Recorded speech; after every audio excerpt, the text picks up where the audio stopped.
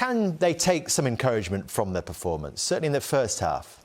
I think before the game, if you said you were going to maybe get a draw down at Villa, I think United would have said, well, we maybe take the... But I think when you're 2 goals up, it's always going to be disappointing if you don't win the game, no matter how the game panned out, how much control they had.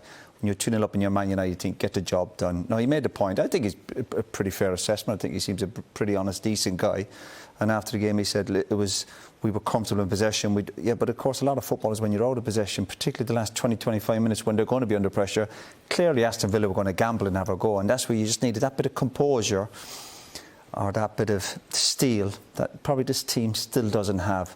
But I still wouldn't be too critical, United. As I said, I think it's just a point that let's give more credit to Villa than be critical of United, because Villa they brought on some players and they made a big difference to the game, obviously. It does feel that whoever comes in for Manchester United, if there's a new manager this summer, that there are some big questions around some of the players in this team, not least the one that Patrick was asking about there, Jadon Sancho, with Elanga preferred ahead of him tonight. How do you see that, Jamie?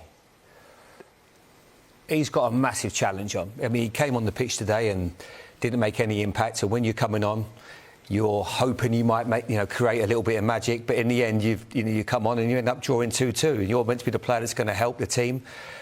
He's low on confidence. We talk about confidence a lot in football. And I watch him playing, and he's a shadow of the player that we saw in the Bundesliga. Now, when I saw him there, he looked good in close areas.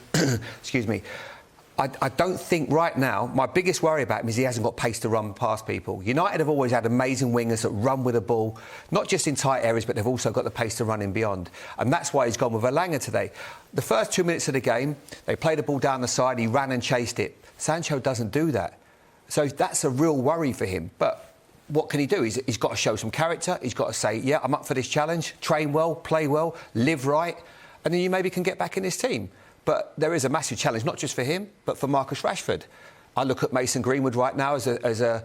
I would like to see him play central. I would like to see him play as a number 9, if I'm honest. I think, in long term, that's where I think he ends up. Ronaldo's not going to be there forever, nor is Cavani. But the challenges are right there for these players. It was something of a rallying cry, it seemed, from Ronaldo, an interview he gave to Sky Sports this week. Do you agree with some of what he said, Roy, in the sense that a lot of these young players have got a lot to do, a lot to prove? Yeah, of course. I don't think any player should have a problem if Ronaldo is making points to him. Obviously, you can tell him face to face, but sometimes you have to do it through the media. But you hope these young players are looking at Ronaldo and looking at some of the senior players. The word I would use at any club, particularly the big clubs, is what's the culture? What's it like at the training ground? Are these young players, Sancho and Rashford and Greenwood and all these, but still looking at some of the senior players, and you hope the senior players are setting a good example. Maybe all of them aren't, and maybe these young players aren't so quick to do a little bit extra afterwards, and these are all the fine details you have to improve on. And if the culture isn't right at Man United, in terms of the pace of training or whatever, the tempo or people's attitudes or the way they speak to the staff, if that's not right, then you're going to notice it. And I still think to me, there's still something missing at Man United. There's too many loose ends there that... Again, we're on about Sancho, we're on about Rashford. What's happened to Rashford? Man United have to get to the bottom of it. That's part of their responsibility when they're working with good young players.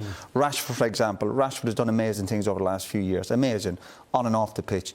But clearly there's something amiss. I looked at him Monday night, and I was looking at him going, well, the lights are on, but there's nobody home. The kid looks lost. There's something amiss. Sometimes we throw at young players, it's confidence. It might be anything to do with the football pitch. There might be something going on off the field, and the club have got to help them, or the senior players have got to help young players.